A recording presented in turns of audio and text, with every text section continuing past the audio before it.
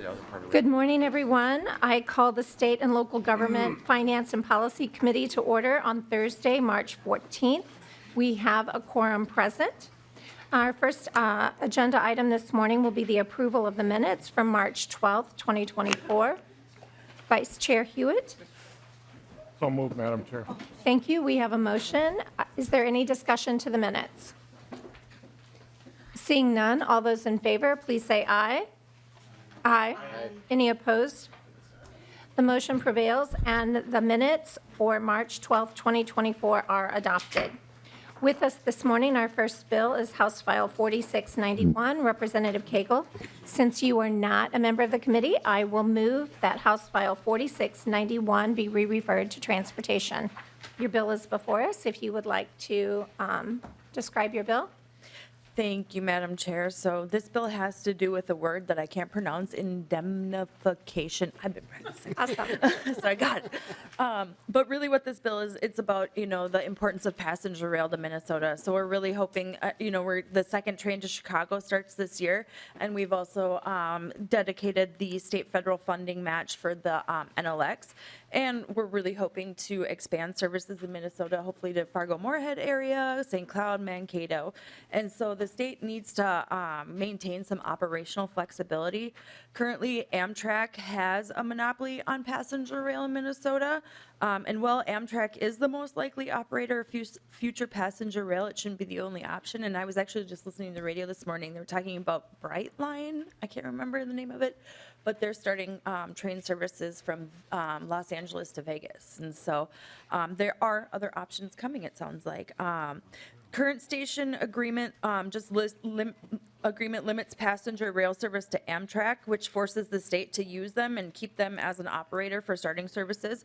So this bill addresses the Amtrak monopoly by providing third-party liability coverage to Ramsey County and the Ramsey County Regional Rail Authority for Union Depot, and could be applied to other train services that are added along the line.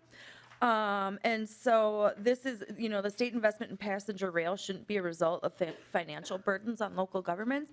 And so we really just want to make sure that we are applying the requirements and getting all the liability insurance that we need. And with that, I will turn it over to my testifiers. Would you like to go to your amendment first? Oh, yes, sorry.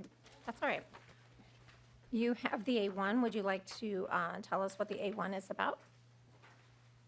So what this does is it would have the indemnification, the policy would be gone through Metro Council to get the policy instead of the state. So Okay. So I will move the A1, the House File 4691 A1 amendment. Is there any discussion by members to the amendment? Seeing none, all those in favor of adoption, please say aye. Aye. Any opposed? The motion prevails and the A1 is adopted. Now we can begin testimony on House File 4691 as amended. And with that, we have with us Commissioner Ortega.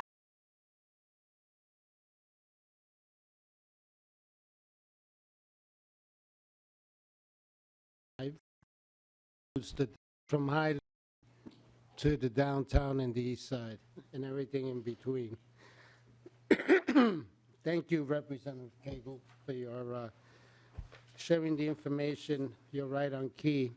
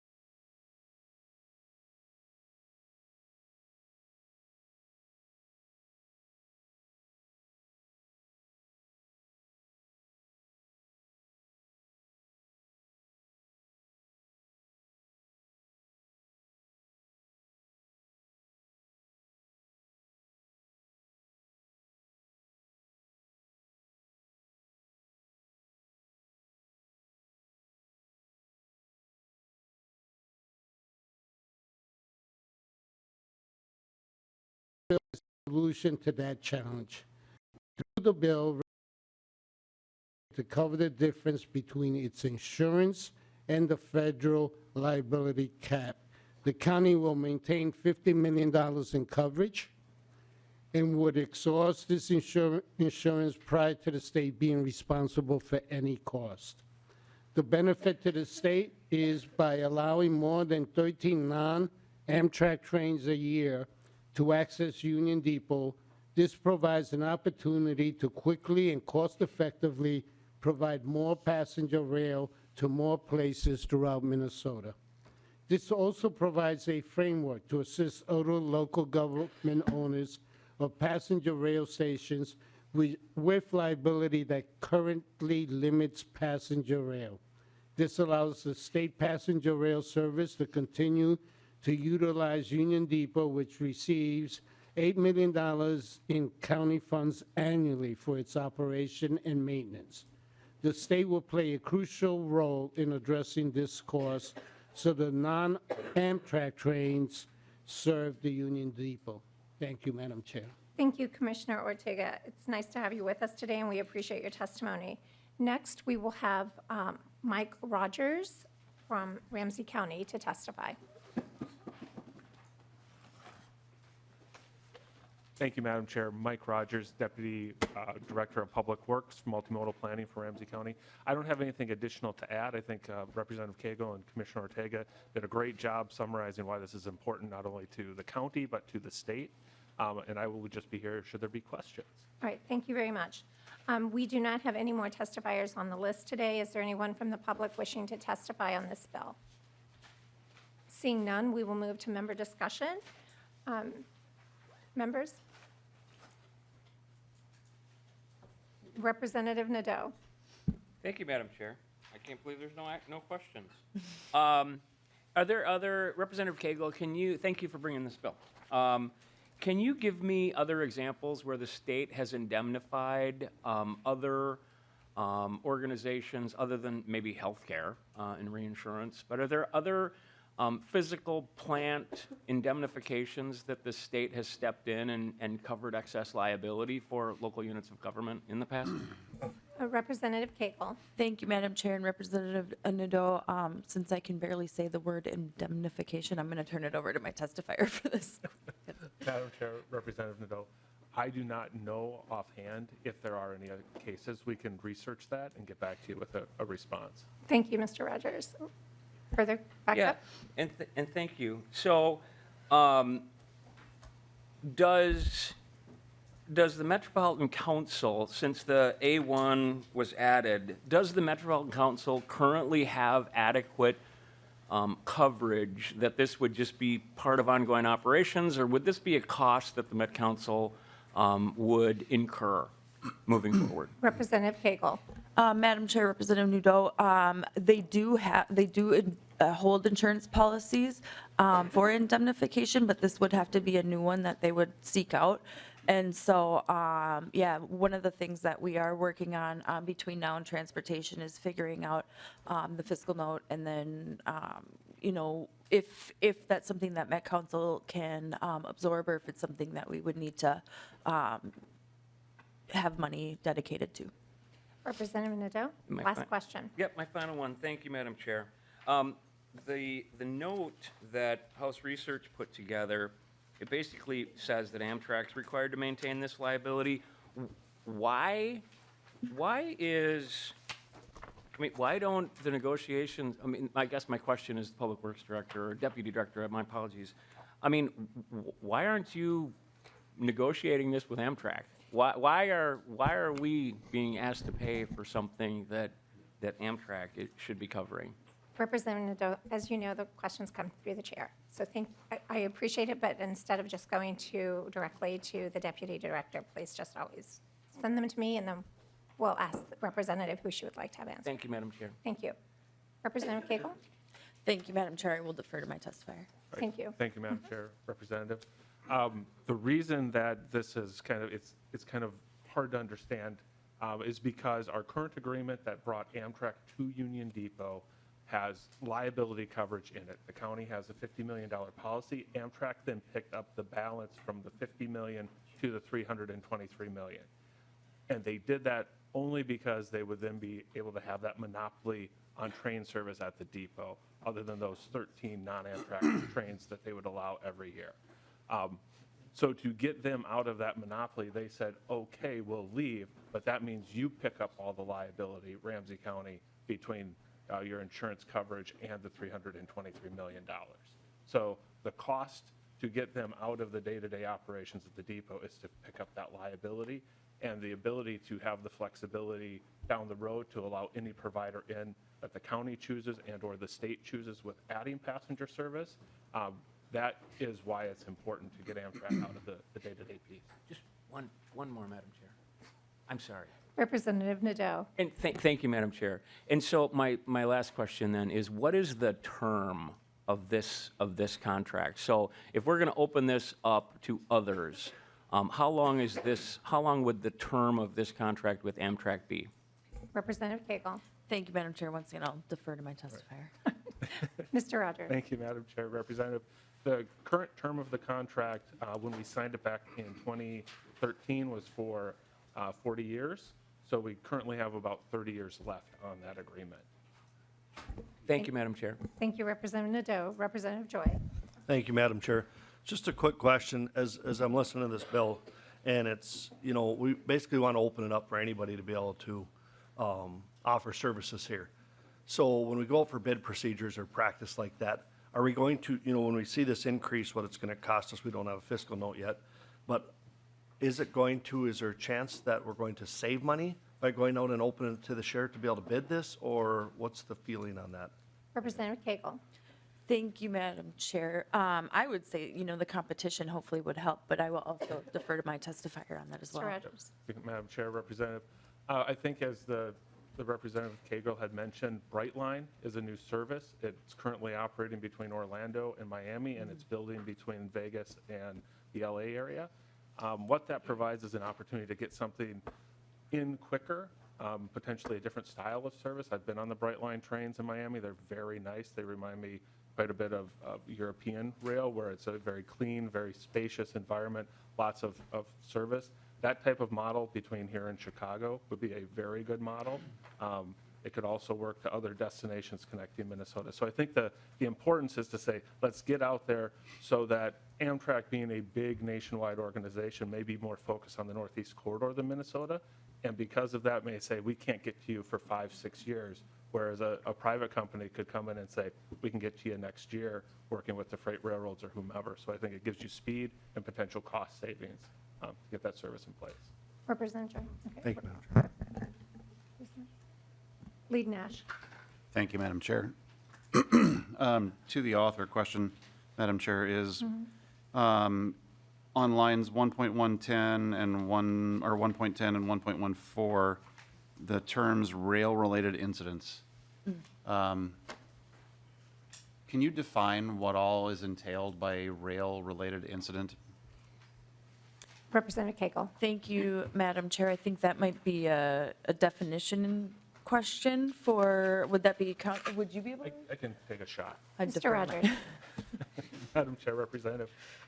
The reason we're calling it out as rail-related incidences there is because it relates specifically to incidents that happen on either the platforms or the track at Union Depot, or the property adjacent to the track. We have a separate insurance policy that covers the building itself, and this would not impact that policy. So if an incident happened inside Union Depot, it would not be part of this liability protection. It would only be things happening on the track platforms themselves. And Madam Lead Chair. Nash. Thank you, Madam Chair. So, I mean, the conversation is around passenger rail, but is a rail-related incident also possibly some sort of a spill at Union Depot? Other things that might go well past the $273 million delta quickly, and thus put the state on the hook for something that might be far more costly, far more catastrophic, and not related to a passenger rail-like issue? Mr. Rogers. Madam Chair, Representative, I think the one way to look at this is to say, Amtrak coming in, our agreements with Amtrak, Amtrak covers anything that happens with their trains. So they're 100% liable. If it's our responsibility, we're 100% liable. This is for liability related to third parties, so somebody not related to them. So say a freight train came through, they're going to be big enough that they'll be liable on their own to cover a spill cost, to cover something catastrophic like that. Where we're looking for protection is for something that's smaller than that. So a third-party train comes in, a separate passenger rail provider comes in, and something happens. It's not freight trains. We don't allow freight trains at Union Depot. The only freight trains we've had at the depot are, say, a locomotive that's come in and parked for a special event for our train days. We don't have regular freight service. So the 3 freight tracks just south of Union Depot are on freight railroad property, so an incident happening there, while it could impact Union Depot, they would be the ones liable on that before, and our insurance, of course, would kick in too. So the numbers are big here, and they are definitely for a catastrophic thing. We are a low-risk facility because we are only passenger trains. We don't have a lot of service as of today, and we have a 10-mile-an-hour speed limit. We're fully fenced, so it's not like we have a lot of stuff wandering in and off the property compared to, say, a section of track between 2 rural communities out in outstate Minnesota, something like that. So, Thank you, Mr. Eddard. Thank you, Madam Chair. So, when we write bills, using as specific a language as we possibly can, I think, is incredibly important. And if you wanted to tighten that up, perhaps adding passenger rail-related incidents, on the outside chance that something does happen that is not passenger rail-related, certainly would like to make sure that the state is not on the hook for something that is not passenger rail-related, if that's your intent and when you're passing this bill. So I think that would be very smart, particularly to protect the state. And, I just wanted to, in closing, I wanted to sort of echo some of the comments that Representative Nadeau made, that this seems to be a rather one-off-like thing that is taking a county off the hook. So I just think that sets some precedents that could be quite troublesome moving forward. And I did want to see if somebody from the Metropolitan Council was here and could provide some color for us, Madam Chair, because now that it's been engrossed into the bill, we hadn't heard testimony from the Met Council, and I do see Mr. Shetman in the back of the room. Oh, look, there he is. And we will keep this limited. We're going to close this bill up by 9 a.m. So if you would state your name for the record, please, and answer whatever questions Lead Nash may have. Lead Nash. Thank you. I'll give you a short time for that. Aw, thank you. Yeah. Mr. Shetman, if you could, obviously some responsibilities have been handed to you that maybe previously you weren't on the hook for, and I've known you for 10 years and we're both getting grayer. I just don't want to accelerate that. And there are no is age this- statements allowed. Go ahead. Well, it's just a statement of fact. Is this something that was sought out by the Met Council? Is this something that mechanically or operationally you can handle? Mr. Shetton, if you'll, Madam Chair, Representative Nash, members of the committee, my name is Judd Shetton. I'm the Government Affairs Director for the Metropolitan Council. Thank you for the questions. The Metropolitan Council, this is a relatively new amendment. Our bill review was basically done related to the language as introduced, so at that point there was no impact to the council. So we are reviewing it right now. I will say one of the things that we are trying to understand is currently the council has no real insurable interest in this. And so that may be difficult considering trying to find a policy that would be able to support this direction. So we're looking at that. I know we're going to be talking to the county later this afternoon to have these conversations go a little bit further and try to do that prior to it coming up in the Transportation Committee. I will say that this definitely has caught our interest, and honestly, we have a few concerns that we need to discuss with the parties involved here. thank you for your response. Last question, Madam Chair. Thank you. So, Lead Mr. Nash. Shetton, I'm sure that you're going to be providing some of the background data that will be feeding the fiscal note. But, I mean, I would imagine this is going to require additional headcount, some fiscal outlay for various things. Is that what we can expect to be forthcoming? And perhaps that's more for the author. But obviously, there's going to be costs incurred to do the operational aspects of this. Do you have an idea of how that's, on a scale, what that looks like? Mr. Shetman. Madam Chair, Representative Nash, I do not. However, we do provide indemnification related to the North Star service, our light rail service, so we have some experience in this area. And again, since this amendment has come up rather quickly, we need to do that analysis related to this particular project. However, I'd be happy to follow up with you and the members of the State Government Finance Committee if you would like, but I do not want to get out ahead of myself with providing something that I need our experts to be able to provide. Thank you very much, and thank you for your testimony today. Thank you, Madam Chair. I just think that this is potentially troublesome, particularly with the rapidity of this amendment being introduced to the point that the Met Council doesn't even have full grasp of what it entails. So I would encourage members to vote no. Right. Thank you, Lead Nash. Seeing no further discussion, the motion before us is to re-refer House File 4691 as amended to Transportation. Representative Koegel, do you have any closing comments? Just want to thank the committee for the discussion, and definitely going to be working on this bill between now and transportation. So. Thank you very much. All those in favor of the motion, please say aye. Aye. Any opposed? No. The motion prevails, and House File 4691, as amended, is re-referred to Transportation. Next, we have Representative Hollins and House File 4515.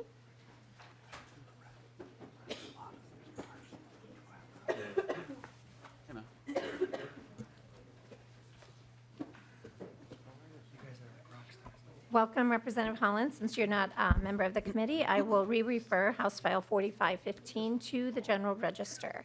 If you'd like to tell us about your bill, please. Thank you so much, Chair Cleavorn, Lead Nash, and committee members. Hopefully, this is going to be the shortest bill on your calendar today. I'm here to present House File 4515, which is a statute that, or which is a bill that would repeal an old statute. So in 1979, there was a statute created that prohibits the city of St. Paul in particular from charging residential customers franchise fees on electricity and gas usage during the months of November through April. Because electricity use peaks in summer and gas use peaks in winter, the impact of this limitation is that residents pay higher fees on their electricity use than on their gas use.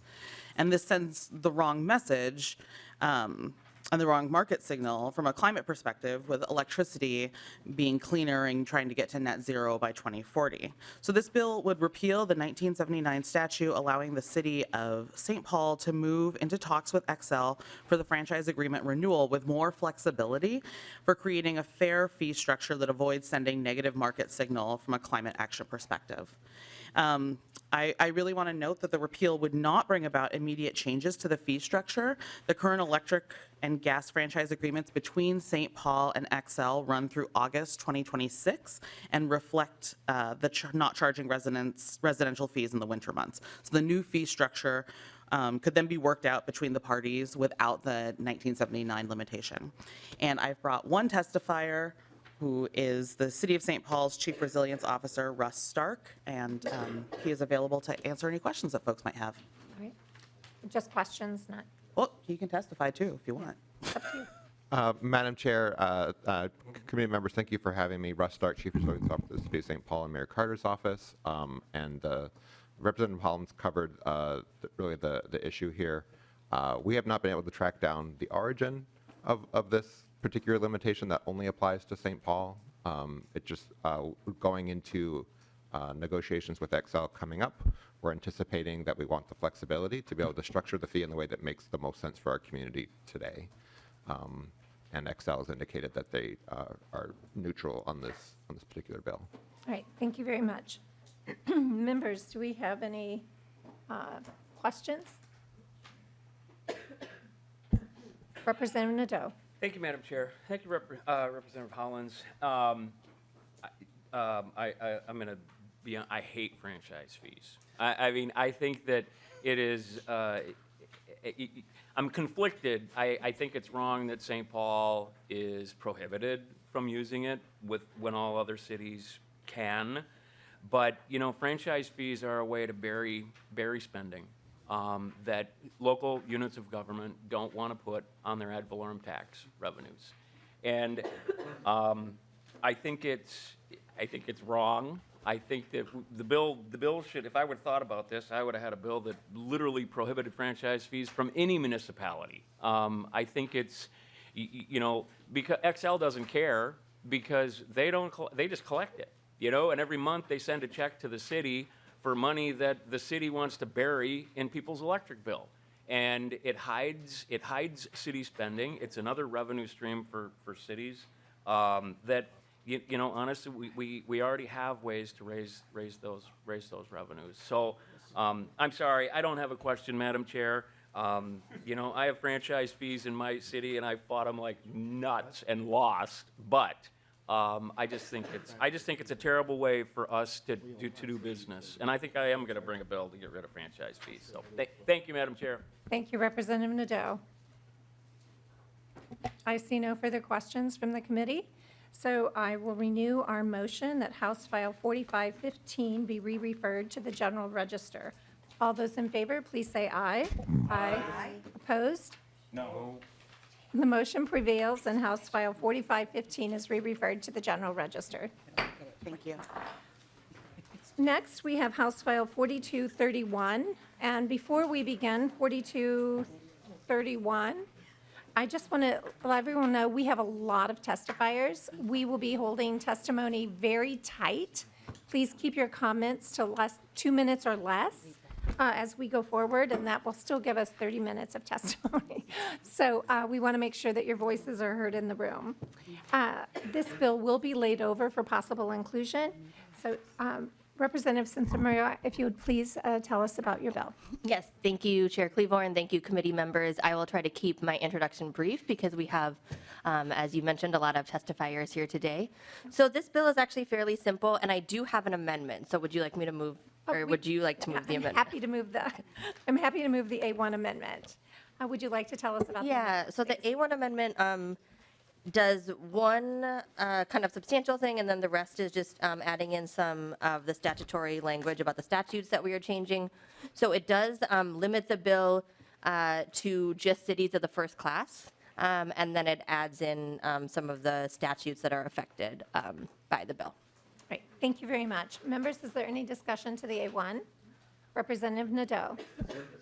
Thank you, Madam Chair. Why are you wanting to limit to the city of the first class? Yeah, thank you, Representative Nadeau. Representative Sencer-Mura. Yeah, sorry. So this came up in some conversations. I think, you know, the cities that are pushing this forward are really cities of the first class. That's where I have had the most experience with cities really wanting the power that is in this bill. And I think there was, you know, some concern. This bill allows cities more power to kind of regulate certain industries and certain industrial sites that are within them. I think there was concerns around potentially smaller towns that have very limited number of businesses. But I will say that you know, I can speak for the city of Minneapolis saying we really want this. But if there are cities outside cities of the first class that would like this power, I'm very open to continued conversation about it. Thank you very much. All right. Any further discussion to the A1? All those in favor of adoption of the A1, please say aye. Aye. Any opposed? No. The motion prevails and the A1 is adopted. To your bill 4231 as amended. Thank you. So this bill is fairly simple. It adds a provision that gives cities the ability to phase out sites that include production, processing, and industrial uses. So currently, cities only have the ability to amortize or phase out businesses that are adult-only bookstores, theaters, or adult-only businesses, and this broadens that to include, for cities of the first class, production, processing, and industrial uses. This bill is very personal. It came to me through organizing of members of the South Minneapolis community related to a site that is very close to my house, the Smith Foundry, that has, for years, residents have been talking about the pollution that comes from this site. There is now kind of involvement of the EPA and the MPCA around the potential pollution and the impact on community members. And so we have cities, including the city of Minneapolis, that you'll hear from today, that is now saying, we want to have more tools in our toolbox to be able to regulate and to ensure that when we change our zoning to say that, you know, this type of industrial use does not make sense, is not compatible with the current community or the current residential uses, they have the ability to phase out those businesses. It does not mean that all cities would have to use this. It is just kind of giving them one more tool in the toolbox. And I think, as you'll hear from the testifiers today, you know, we know that cities change over time. The community that, you know, I'm very familiar with in South Minneapolis, you know, is now a very residential community. It has, you'll hear today from, there's a child care center that is now very close to a number of industrial sites. And so what maybe made sense in terms of the planning 100 years ago no longer makes sense. And so our city's zoning has now been updated to reflect that. But right now, all of these sites are still grandfathered in, and so the city does not really have tools to be able to phase out industrial sites that we know are no longer compatible with the neighborhoods around them. So that's what the bill does, and I would now like to turn it over to my testifiers to share a little bit more. Thank you very much. And Representative, if you want to pull up another chair, so you have 3 chairs there for your, and you can move to one of the other chair. Thank you, Representative Nadeau. And that way we can move the testifiers more quickly. So first, we will have Councilmember Chowdhury, followed by Councilmember Ellison. If you'd please come forward.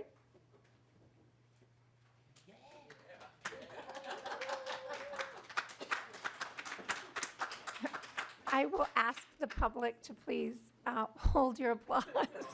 I love the enthusiasm, but we'll just try to get through the testimony. We want to make sure we can hear every voice today. Councilmember Chowdhury, when you're ready, if you'll please begin. Thank you, Madam Chair and members of the committee. My name is Councilmember Oreen Chowdhury. I am a representative of the 12th Ward on the south side of Minneapolis, and I am here as an individual council member to just first off share that my community in the south side is adjacent to the ward that represents the East Phillips neighborhood. And the East Phillips neighborhood is a really special working class neighborhood that's largely Black, brown, and indigenous.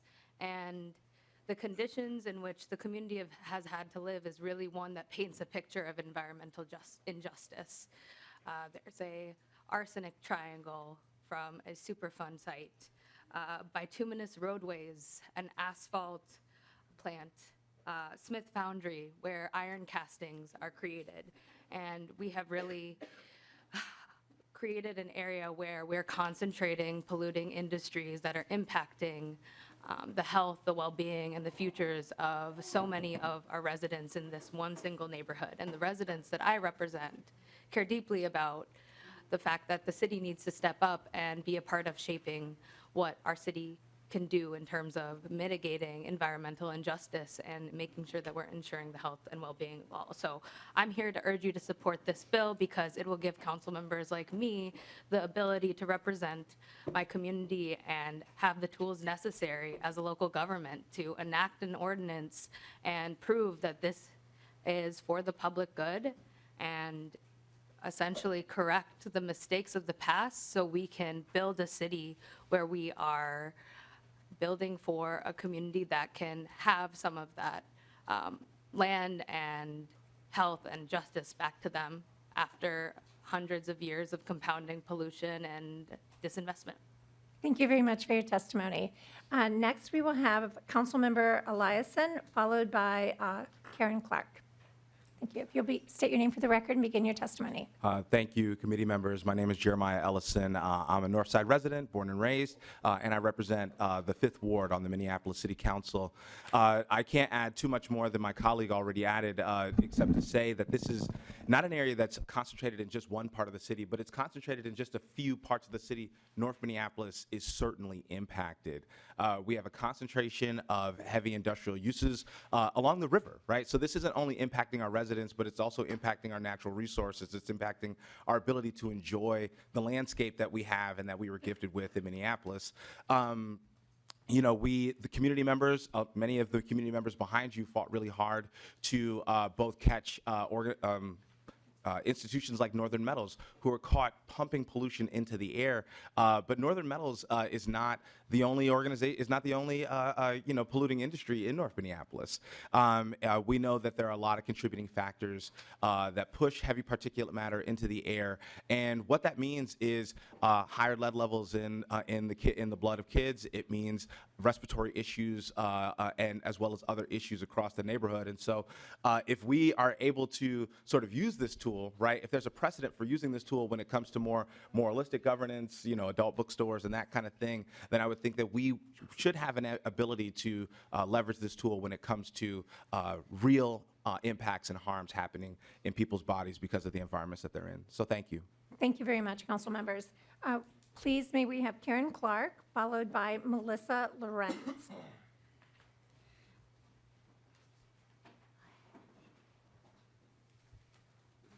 Representative Clark, it's good to see you back. If you would state your name for the record and begin your testimony, please. Sure, Karen Clark, and I'm a former colleague, and thank you, Chair Cleaborn and members of the committee. It's great to see both familiar older faces and new faces. So I'm really pleased to be able to talk with you briefly today. I've been working since I retired about 5 years ago on the issue of environmental justice as a very close to my heart issue, and I worked on it with many of you here too. And I just wanted to say a couple of brief things, and I will try to keep this very short. As was explained by our author, who I'm so proud is carrying this legislation, this is a critical tool, and it's an optional tool that we want to give back to our cities. When I served here, we actually tried to pass legislation like this, 2017. We couldn't get it through. We had opposition from our city. Today, you just heard from two folks today who strongly support it, who represent our elected officials in our city. A lot has changed in the city of Minneapolis in those years. And one of the things is the understanding, the science and understanding of what environmental toxic exposure does to human health is much more advanced. And I did include for you today a flyer. I think you should have it in your packet there, and I'll just spare you a lot of going through that, except to say the map that you're seeing on the left was actually a map that was created in 2008 and for this legislature by the Legislative GIS Service. And what you see there are the disproportionate occurrences of several very serious environmental health issues. If you can see those little dots, they represent human beings and having health problems. And I'm not going to go through it except that asthma, childhood lead poisoning, arsenic on our ground, which made us a federal zone for toxic arsenic cleanup was going on there. And what you see here is the context that for generations, East Phillips, which is actually my neighborhood, has been fighting for environmental justice and improved health for so many years. And again, if you can help us restore this tool, one of the things that's been so frustrating for me, both as a former and when I was in the legislature and then since then, is that the city had for a number of years said, well, we can't do anything about changing the zoning here because the state law forbids us from doing it from these old industries. And as was explained earlier by the testifiers, that can change, and it can change with your vote today. So I please request you to help us put that tool back into force, and be glad to answer any questions. Thank you, Thank you Madam so much, Representative Clark. We appreciate it, and we like having you with us. We are setting a timer, so when you hear it, if you'll just try to wrap up so that I don't have to ask anyone to wrap up, that would be awesome. We have Melissa Lawrence, followed by Roxanne O'Brien. If you begin your testimony, state your name for the record and begin your testimony. Sure. Thank you, Chair Cleaborn, committee members. My name is Melissa Lorenz. I'm a staff attorney with the Minnesota Center for Environmental Advocacy. Yeah, please proceed. Thank you. For the past couple years, we've been working with community members for environmental justice on zoning in Minneapolis. And we've seen the city make great strides in protecting the health of its residents when it comes to new polluting facilities. But when it comes to existing facilities, as we've heard, the city's hands are tied. This bill would give cities a tool that they can use to protect public health through amortization. Amortization is a method of terminating a non-conforming use by giving it a specific end date. So in other words, it's a way of actually enforcing the zoning code. Currently, when a city decides that a use is no longer appropriate, the city essentially has to let it stay forever. This gives facilities zero incentive to leave. Even when the facility is sold, it could be sold multiple times and change ownership. The nonconformity goes with the land. So that use is just allowed to continue indefinitely. That use has a monopoly, and it actually incentivizes them to stay. Notably, the statute already lets cities amortize adult-only businesses, and they should be able to do the same when it comes to industries that are causing asthma and cancer clusters. So this bill corrects that important discrepancy. The exact industries to be amortized would be determined at the local level and with constitutional protections in place to protect property owners. Case law tells us that the city must provide due process when making these decisions. And the city must also provide enough time so the landowner can recover its investment. So that could be 2 years or 20 years, depending on the type of the facility and things like depreciation. This is an important tool for cities to protect residents. Thank you. Thank you so much for your testimony. And if you'll state your name for the record and begin your testimony, please. Thank you. My name is Roxanne O'Brien. I'm a longtime Northsider, North Minneapolis. I also am a longtime community organizer and activist. The people before me mentioned a place called Northern Metals, and that's kind of where I started at. There was a facility in my neighborhood that I had heard wanted to increase their emissions by 1,000%. So that was like in 2011. That was a long journey, and I'm here to support this bill because I think communities fight too hard and that we need systemic change. It's hard to fight side by side. And that fight that Northside had with Northern Metals was over 20, 40 years before I got there. But I spent 12 years of my own life fighting that facility. That facility had multiple fires. It was a fire hazard right on the Mississippi corridor. Northside has no access to the river. Our river is over-polluted by multiple different factories. Northern Metals was just one, so I ended up learning about all these other ones. But just for an example, Northern Metals caught fire multiple times. There was also a point where there was a consent decree that they were supposed to move in 2019 because they had been found to be violating their permit multiple times. We entered in a litigation with the state, with the AG's office and the city of Minneapolis, and then a whistleblower came out a week later and said that they had falsified their records 9 times, so that's 9 felonies in 1 month. We have no idea how many times they had been doing that for decades. And so although we were happy that Northern Metals eventually left because they were afraid of an evidentiary hearing, they moved to Becker, and 3 months later, they burned for 5 days using 500 million gallons of water to put it out. So we don't think anybody deserves this in anybody's neighborhood. Thank you. Thank you so very much for your testimony today. We will now have Kathleen Scheller and Stacy Gurin-Sherman.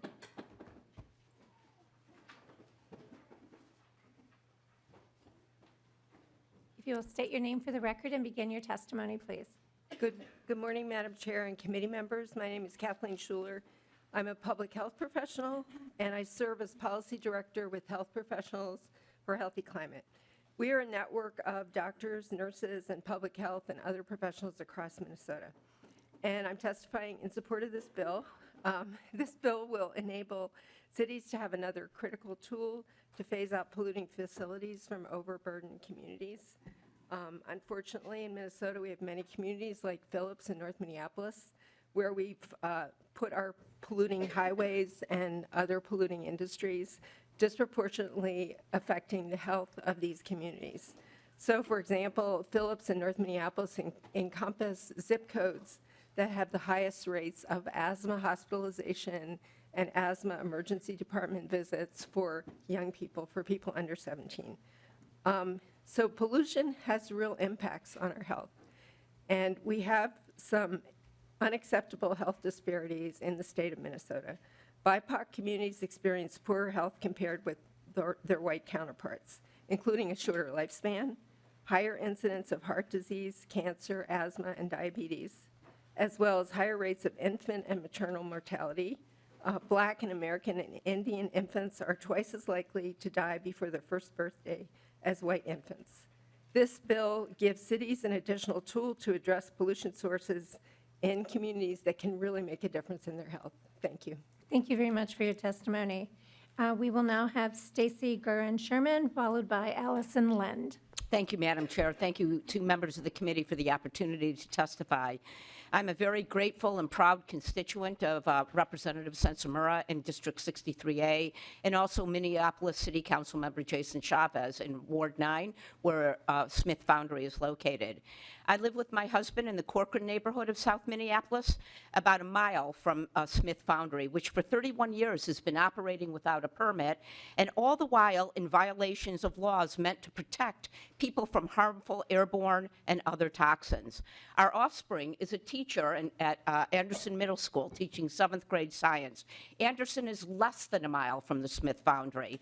Securial de Amigos Child Care Center is 0.2 of a mile from Smith Foundry. And of course, our indigenous brown and black neighbors in East Phillips are literally in the backyard of the smokestacks of Smith Foundry. This is personal for all of us. And that's why I'm here to testify in support of House Bill 4231 that would give Minneapolis City Council members the right to enact ordinances that would include shutting down Smith Foundry for failure to comply with state law.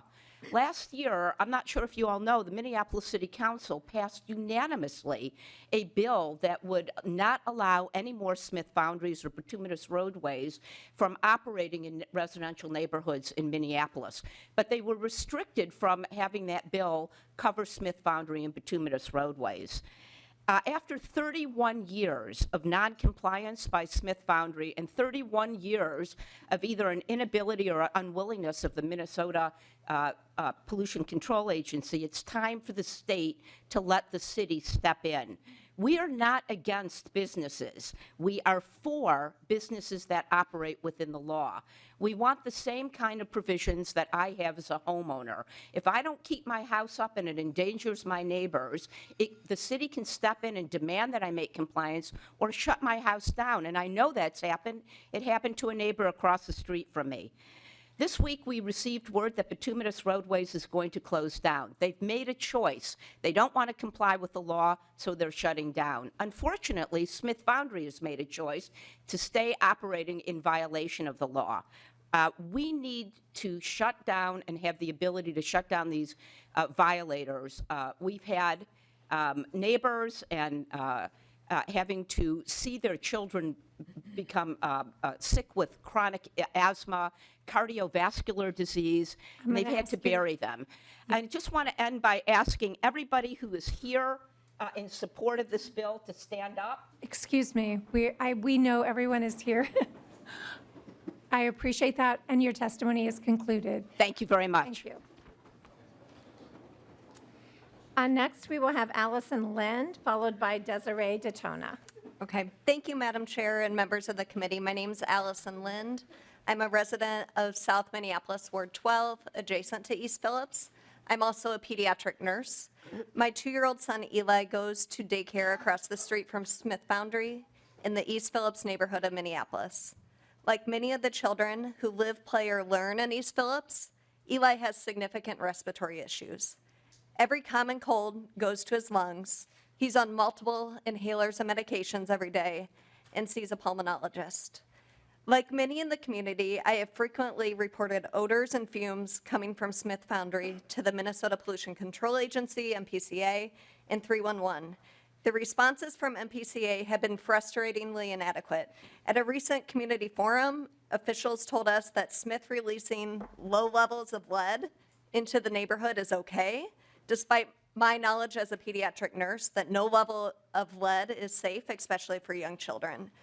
Moreover, despite repeatedly violating the Clean Air Act, Smith is allowed to continue to operate in the urban neighborhood of East Phillips across from a daycare, as it is grandfathered in.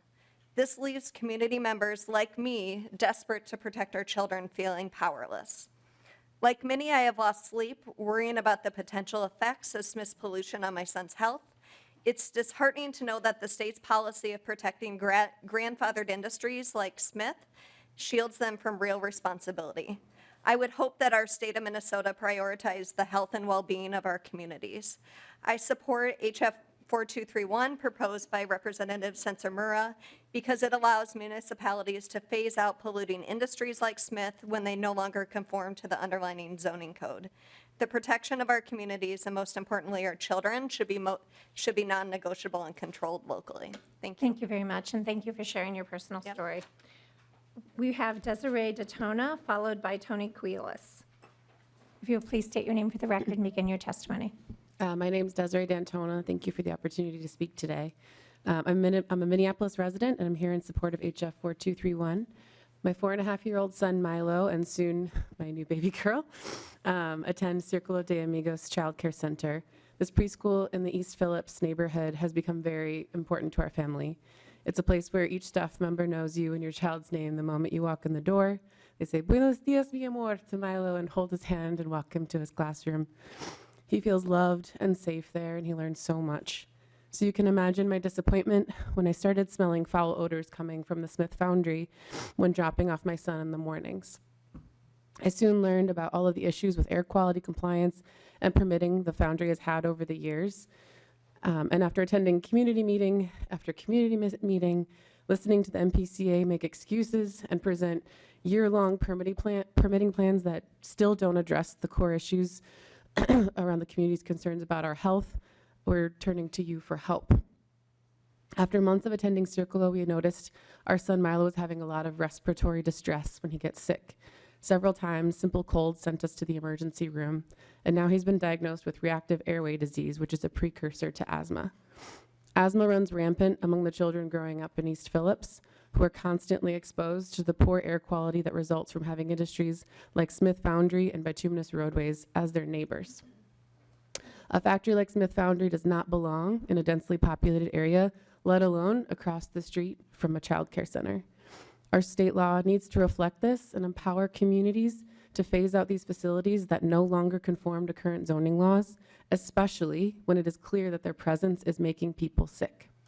Please help us keep our children out of the ER. Make their backyards and their preschools a healthy and safe place to be. Please vote in favor of HF 4231. Thank you. Thank you very much for your testimony. Next, we will have Tony Queilis, followed by Kyle Macarios. Morning, Madam Chair and members of the why- committee. My name is Tony Quillis. I'm the Director of Environmental Policy at the Minnesota Chamber of Commerce, and I want to appreciate you and the committee members allowing me to make a couple of brief comments on House File 4231. I wanted to start off by thanking Representative Sencer-Mura for the A1 amendment and addressed some of my concerns because this bill would have been statewide impact. It is now limited down to the cities of the first class. But still, as we grow our economy here in Minnesota and foster economic development, create jobs, this is uncertainty for businesses that are looking to expand or locate here. And specifically in that area, there are concerns about financially with startups and businesses that look to expand as they go to get loans from their financial institutions. Those financial institutions will probably give pause and look at those businesses because they can be put out of business by going through and looking by a simple change of a zoning ordinance. So there will be pause for financial institutions, for our startups and people looking to expand. My second concern is I understand they're going to be defined by ordinance, but it's the broad and undefined terms of production, processing, and industrial uses. So we're concerned that these ordinances could create a patchwork between these cities of the first class, but also it could impact possibly woodworking shops, body shops, hospitals, and maybe even breweries. So Madam Chair, thank you for allowing me to express my concerns today about House File 4231. Thank you. And I don't know what it is about your name that I constantly mispronounce it, so please accept my humble apologies. And I will try to do better. I hope you're talking to Mr. Macarios, because you always get mine right. Thank you. If you please state your name for the record and begin your testimony, please. Thank you, Madam Chair and committee members. Good morning. My name is Kyle Macarios, and I'm here on behalf of the Teamsters Joint Council 32. The Teamsters represent thousands of workers in production, processing, and industrial facilities located in cities of the first class, including 50 Teamsters who work every day at the Smith Foundry in South Minneapolis. We are strongly opposed to this bill. There is nothing more important to the Teamsters than making sure that our members have safe places to work and safe communities to live in. And I and our Teamster representatives have been in every public meeting held in the last year about the Smith Foundry. And we've had numerous conversations with Representative Sencer-Mura, other Minneapolis legislators, and the city about this facility. If this bill is about the Smith Foundry, it is dramatically overbroad. There is no requirement in this bill that a facility be found to be in violation of any pollution standards, and it treats all production, processing, and industrial facilities the same as it treats adult use venues, and is something we don't want in our communities. But we do want production, processing, and industrial facilities in our communities, including in cities of the first class. Madam Chair, I've been part of many conversations with legislators in this room and others, and social justice activists who are sincerely interested in increasing the opportunity for good union jobs, blue-collar jobs, for people who live in the core cities, for people of color, for new immigrants, for formerly incarcerated people. But pushing good union, blue-collar jobs out of the core cities is the exact wrong approach to take if we want to make these opportunities available or increase the racial diversity of our unions. Further, what happens to workers at these facilities when properties are amortized? I'm glad to hear from the MCEA that landowners will be made whole when facilities are shut down, but there is no mention in this bill or in the amendment or from any of the testifiers, and there's no plan from the city council or the city council members to take care of workers who are thrown out of their jobs. We strongly encourage you to oppose this bill. Thank you. Thank you so much for your testimony. We appreciate hearing from you. Next, we will have Justice Jones, followed by London Stewart.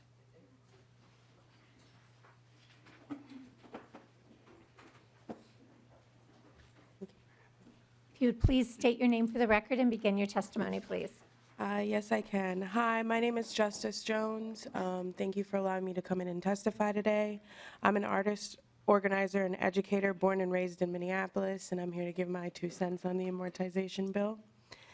Environmental injustices against communities of color are not a new thing. The dehumanization of people below the poverty line or any person deemed as other is not new either. The current systems in which we operate as a collective are no longer sustainable for our future. They run on outdated logic and exactly as intended.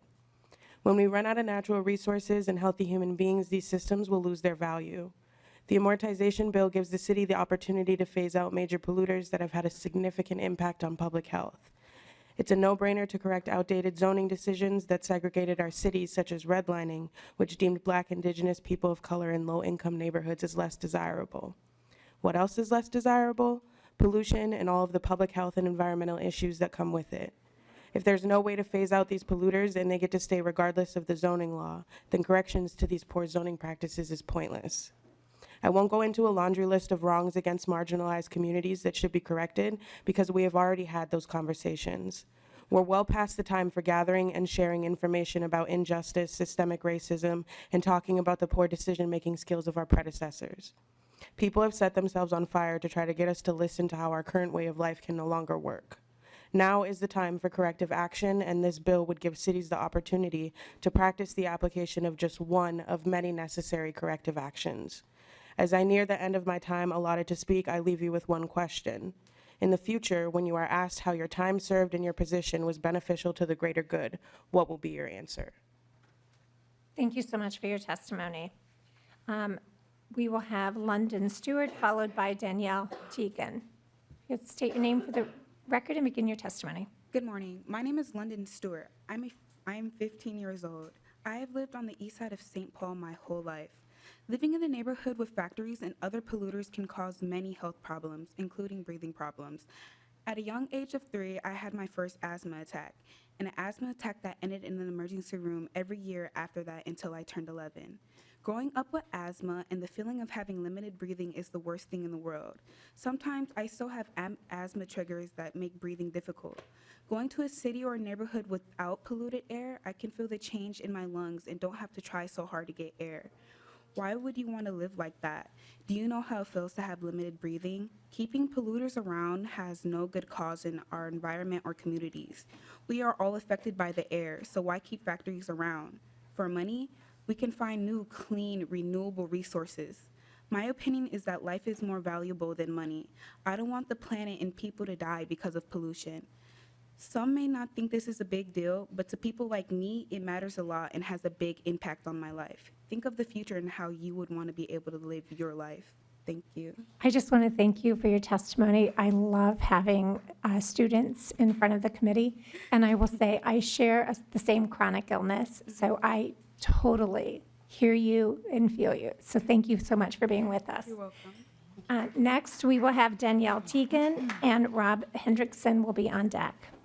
You'll state your name for the record and begin your testimony. Thank you, Madam Chair and Committee. My name is Danielle Teagan, and there's been such beautiful, powerful testimony.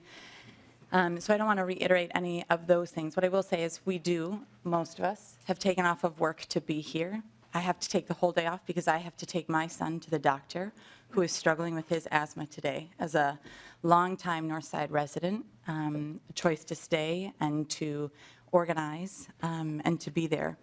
I just want to reiterate, I take this spot in the seat very seriously. One out representing hundreds who have worked, particularly around removing northern metals from North Minneapolis, the thousands who it impacts. So this seat is a little intimidating, being the voice for so many who are pleading and begging for you to give them a tool to allow cities and communities to organize on their own behalf, to trust them to know what they need. It's not about being against business or against profit, or it's for healthy communities. And so we're talking about a phase out. We're talking about a tool that allows mothers and parents to continue to go back to work and to not have to keep taking off of work, to keep fighting and organizing, especially when you're talking about permanent residency that gives free pass to businesses that no one else gets. So we are begging and pleading for you to see the humanity of all of the faces of people here and who that impacts, to give them the tool that makes organizing for their own self-actualization more possible. Thank you for your time. Thank you for your testimony. And when you're ready, if you'll state your name for the record and begin your testimony. Hey, everyone. My name is Rob Hendrickson. Thank you, Chair and Committee, for letting me speak today. I'm a current resident of East Phillips neighborhood in Minneapolis, and I'm here in support of HF 4231, allowing cities and, by extension, communities the ability to determine what does and does not belong in their residential areas. I remember pretty vividly when one of the first times this concept really occurred to me. It was one of those cool winter mornings where the brisk, still air kind of feels like a slap in the face when you walk out the door, but quickly becomes quite tranquil as you observe the world waking up. I was biking to my job at a local equipment rental store along the nationally renowned Minneapolis Greenway, enjoying the frost and on the trail, on the apartments, on the houses, my glasses, as it glistened under the moon and the city lights. But about 5 minutes into my journey, I approached this cloud of what appeared to be steam flowing out of a vent and collecting into the valley of the trail, maybe like 50 feet long. And as I plunged into this cloud, I took my first deep breath and quickly realized that I couldn't breathe. And I just held my breath through the rest of the way. And emerging, I just thought, that doesn't really, what's that doing here, And since then, I've moved within 3 blocks of that source, which I've known now to be the Smith Foundry. And I've finished a master's program in studying the spatial distribution of air pollution. And I'm serving on the Southside Green Zone Council, where we advise the city of Minneapolis on environmental justice, which in our work plan from the start was to change this legislation. So in this notebook, I've gathered similar testimonies. You've heard a bunch. Thank you for your time. I urge you to vote in favor of this. Thanks for the opportunity to speak. Thank you very much. And I would just like to thank each testifier who came today and shared their personal experience with us. That is the purpose of this committee room, and this is your house and your voice matters. So thank you very much. With that, I have no additional testifiers listed. Is there anyone else in the room who wants to testify? Please come forward. Right. And I'll just ask you to keep your testimony to 2 minutes. Please begin.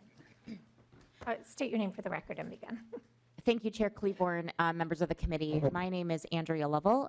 I am with the Minnesota Environmental Justice Table. I've spent the last several years working for environmental justice issues in our state. And I have done that after having grown up in environmental justice communities and having a battery of health effects from growing up in those communities. So this is a deeply personal issue for me. I just want to add one key point here, which is I think when we talk about we as a community and what we want as a community to be in our communities, I think we really need to talk about who the we is. And so I think you've seen really good evidence here today through the testimony, seeing how many community members want more tools to be able to have a say in what is in their community and what doesn't stay in their community. And so I think it's important to recognize that this does not automatically remove businesses. This just gives us a tool to be able to have a say in what is in our community and what doesn't stay. Thank you very much for your testimony. If you'll state your name for the record and begin your testimony. Thank you so much. My name is Joseph Vital. Appreciate you guys hearing us, and I'm speaking in support of the bill. I'm a resident of the East Phillips neighborhood. My family's right behind me, and I just don't want the debate of is this anti-job or is it pro-job. In fact, it's the opposite. This is pro-job, and it's about what type of jobs do we want in our neighborhoods. As what Andrea recently stated, is it won't widely spread, eliminate businesses left and right. In fact, it's going to determine what the next economy is going to look like in neighborhoods like East Phillips, where it's looking at renewable energy, it's looking at green infrastructure. And so much like the tools that we're trying to give back to the city, we are looking at the tools that the state also provides for our workers, for our industries, for phases, for transition plans. And so we will be working close with our neighbors because this is a working class neighborhood. It will always be a working class neighborhood. And, you know, I hope you support it, and we will also be supporting our workers along the way. Thank you. Thank you very much for your testimony. And to Lead Nash, I'm going to say to you, when I first took over chairwomanship of this committee, you and I had a discussion and an agreement that we would always put community voices first in our committee. So because we are laying this bill over and we will have much opportunity to work with the author of the bill to make sure that all of the voices at the member table are heard, I'm going to limit member discussion of this bill to 5 minutes because we have 2 more bills that we need to hear today and get out of committee. So putting community voice first was the key today. And then I will continue to work with you and with the author as we have laid this bill over. So I just want to say that. Lead Nash, would you like to begin, or would you like one of your Madam members? Chair, I just want to make sure that as it is pressing in front of us today, that each of my members who wishes to speak today will have the opportunity to do so today. We still have 2 more bills to get through, and because the bill is being laid over, and we all have an opportunity to have multiple conversations before this bill would move into any policy bill that we would have, I'm going to ask, we are going to cut this off at 10 minutes to the hour. So who would you like to begin? Representative Harder. Thank you, Chair Claiborne, and thank you, Representative Sencer-Mura. I just have two questions, and you might not know the answer, but maybe someone can help me get the information. So my first question is, the testimony in the bill seems to be centered around Smith Foundry. Do you have any sort of data as to how many businesses in this area that this bill could potentially affect? Do you know? Representative Sencer-Mura. Yeah, thank you, Representative Harder. So I know more about for Minneapolis, and I do believe we have some maps of the businesses that would be affected by the bill within Minneapolis that I can share with the committee. I would probably need to work to get some more information about all cities of the first class, but I can definitely share that. Thank you very much. Representative Harder. And one more question. I think this is more for the city council, but I don't think I see them here anymore. I'm just curious, the follow of the bill, like if it's passed and the city enacts that, I'm just curious as to what the financial impact would be to the city, and the services that the city provides to the residents. But perhaps someone from the city council can get that information to me. Representative, can you ask them to provide that information to the committee, please? Yeah, just for clarification, are you saying like what it would cost to, can you explain a little bit more about what costs you're imagining? Representative Harder. Right. So thank you, Chair Cleavorn. So maybe pertaining to this particular business, because this is what the bill seems to be centered around, is around Smith Foundry. So if this business left, what would the impact be to the city? Because it would be this business, but then if it's, as it pertains to other businesses, then the fallout would, continue. So that is what I'm looking at. Thank you. Thank you, Representative Harder. Sencer-Mura. Yes, I can try to find that information and share it. Thank you, Representative. Representative Joy. Thank you, Madam Chair. And mine's just a short statement, brief statement. In the testimony, I appreciate all the testimonies today. It was all we the people. It's our city. We want to do this. And I agree totally with this. Being a local mayor and really liking this, I think there's some work on this bill, but we passed the 2040 bill limiting how energy is going to happen. And like in my community, my coal plant is 500 miles away where we buy power for cheaper for people out in North Dakota. I think this is a good bill to bring it back to local control and let them decide what they want in their communities, whether it's cleaner energy or what they want. I like this bill, but I just want to refer 2040, we passed that through the legislation. I think we should have slowed that roll and we should have gave the power back to the local communities, we the people. Thank you. Thank you, Representative Joy. Lead Nash. Yeah, thanks, Madam Chair. To the author, so I've heard all the testimony, and thank you for the student who was here. I think that's awesome. In lines 1.12 and 1.13, there's some definitions there that might be a little open-ended and kind of broadly interpreted in application. Is there openness from the author to tighten that down? And I want to use some examples that I've heard in other places. So everyone knows that I'm a big fan of breweries and distilleries and places like that who do create some odors. So when you malt something or when you're distilling something, there is a strong smell that comes out of it. It's not going to hurt anybody, but I want to make sure that we're not doing something through this fairly broad language that would maybe shut that down. Or other examples, we would encourage a small woodworking facility to open up to put people to work. That creates a smell. It might create a little sawdust, and there are lots of ways to ameliorate that. Small meat processing plants for more higher end, stuff like that. My wife was an industrial engineer, and she shared that she toured an onion processing plant.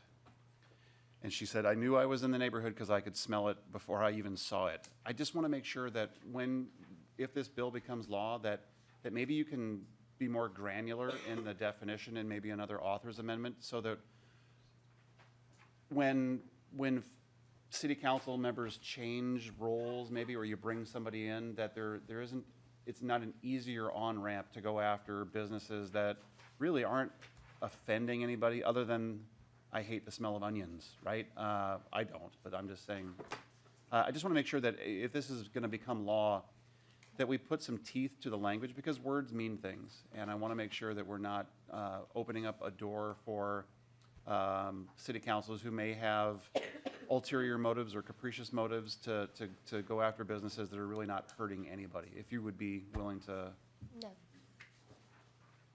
Representative Sencer-Mura. Yeah, certainly open to conversation. I think you bring up some good points, so would love to talk more. Thank you very much.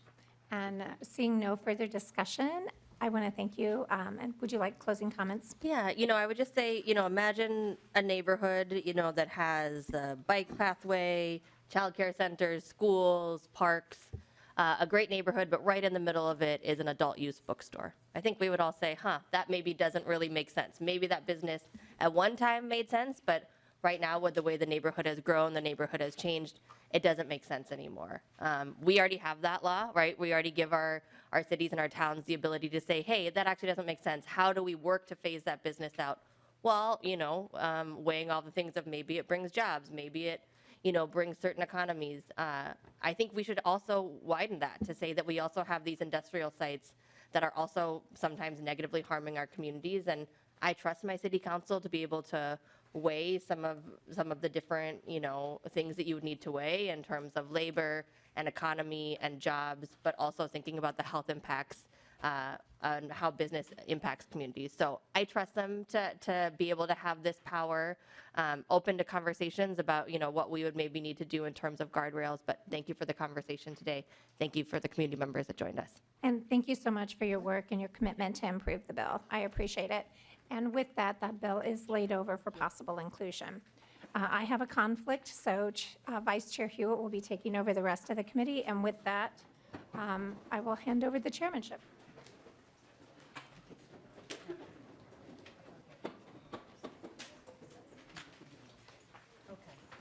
Representative Anderson.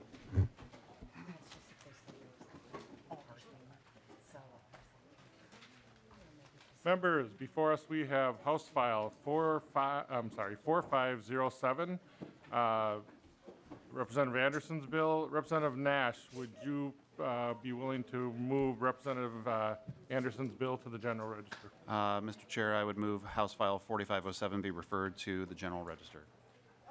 Thank you, Representative Nash. And Representative Anderson, to your bill. Thanks, Mr. Chair, and thanks to the members as well for hearing our bill today. In the interest of time, this is kind of a cleanup bill. There's been some changes made in the hospital operation. This hospital is back in Benson in Swift County, Minnesota. And in the interest of time, I'll let my testifier, who traveled 150 miles to be here with us this morning, to explain the reason for the bill, Mr. Chair.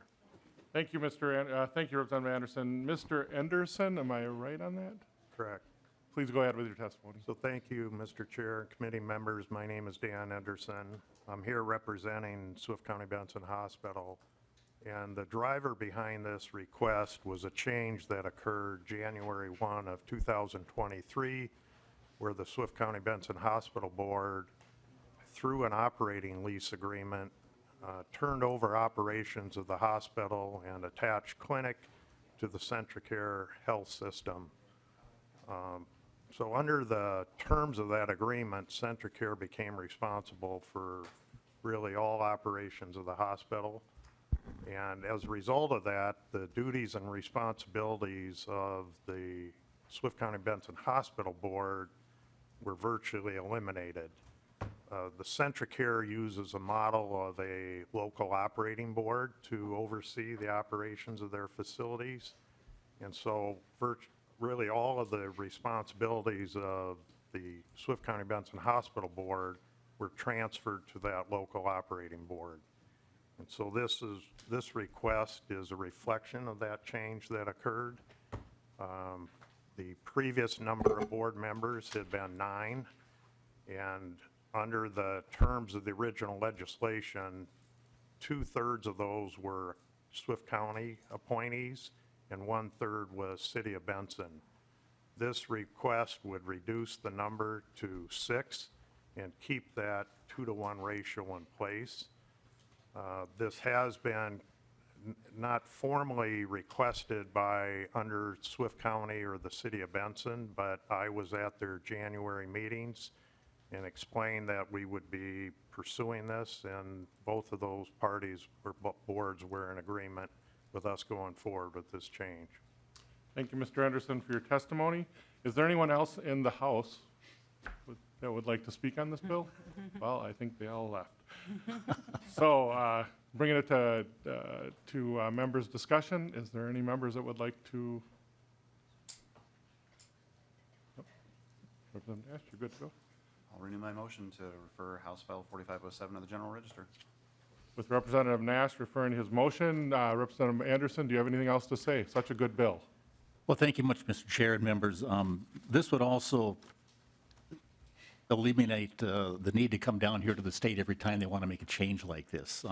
They corrected erroneous statute and, I think it's session law, and also would be allowed to make a change like this by a bylaw back home. So I would encourage your support for this bill, Mr. Chair. Thank you, Representative Anderson. And all members in favor of this bill, please say aye. Aye. All members opposed? Hearing none opposed, the bill is on its way to the General Register. Thank you very much. Thank you. Representative Shoemaker. Be good to use a lead on health. And Mr. Chair, in the interest of time, I will move House File 4201 be referred to the General Register. Thank you, Representative Nash. Make sure the referral is... Nope, it's actually going to veterans, I'm sorry. I would make the motion to refer House File 4201 and to go to Veterans. Thank you, Representative Nash. I appreciate the response. Representative Schomacker. Did I say it wrong again? Nope, that was good, Mr. Chair. Welcome to the committee and to your bill. Thank you, Mr. Chair and members. This House file lifts the cap that counties can give to groups to do their Memorial Day projects. Right now, the counties are capped at $3,500 annually. That's a tight number in the statute, and $300 to the different posts for that. This just lifts that so that it works with inflation and can help cover the cost if the county board so chooses to do that. This bill came from a county commissioner in my district. I invited him to come down today, but that's about a 4-hour drive for him, and he told me just to go get it done. So that's what I'm doing here. Today with me is John Baker, the Executive Director for the Minnesota Association of Counties Veteran Service Officers, to further explain the bill. Thank you, Representative Schumacher. Mr. Baker, welcome to the committee. Please state your name and title for the record and continue with your testimony. Thank you, Mr. Chair. My name is John Baker. I am the Executive Director of the Minnesota Association of County Veteran Service Officers. I'm also retired United States Marine Corps. Spent about 25 years in the Marine Corps. This bill, I represent the county veteran service officers from all 87 counties in the state. We've got about 160 plus county veteran service officers. They are often the ones after the county commissioners appropriate what money, the limited amount of money that they can.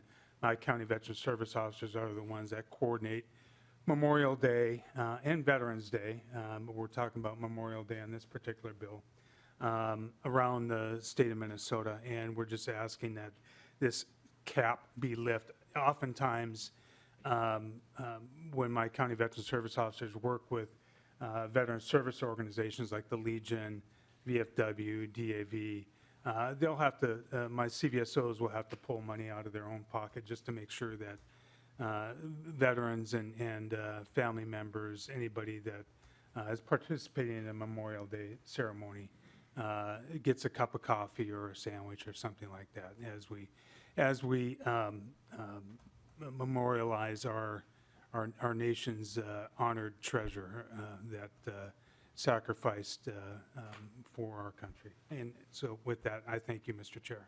I thank you, Representative. Thank you, Mr. Baker, and thank you for coming down today. It's a public hearing. Anybody else in the House want to speak on this bill? Seeing none, I go to member discussion. Thank you, Mr. Chair. Thanks for the bill, Representative Schumacher. Just wanted to say I fully support this, and I wanted to clarify for anybody who's watching, and the Sergeant Major will back me up, the differences between Armed Forces Day, Memorial Day, and Veterans Day. They are not the same, and that Memorial Day is for the folks who, as Lincoln said, gave their last full measure of devotion to their country. Let's vote this out and get it going. And I'm sorry, Representative Nash, we had a thing going, and Representative Berg would like to say something. Representative Berg. Thank you, Mr. Chair. I full on love this bill. I think that there is nothing we shouldn't do for our veterans. We're all sitting here today because of them. So thank you so much for bringing this bill forward. It has my full and full support, and I'm honored to be able to do so. Any other discussion? Oh, the chair. Thank you, Representative Mr. Chair. I just want to say, as Chair of the Veterans Committee, this bill will be given a hearing, and we'll be moving it forward with the other bills that are very similar to this one. Thank you. Thank you, Chair Newton. Seeing that in no other discussion, I'll take the vote. All those in favor, oh, what did I do wrong? Oh, I'm sorry. Representative Nash, you renew your motion? Mr. Chair, I renew my motion that House File 4691 be sent to veterans. 4201? That one. 4201.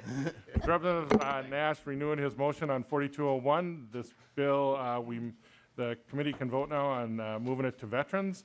All those in favor, say aye. Aye. All those opposed? No. Hearing now opposed. It is on its way to veterans. Thank you, Representative Schomacker. Thank you. This concludes our business for today. We are adjourned. Next meeting is Tuesday, March 19th. See the website.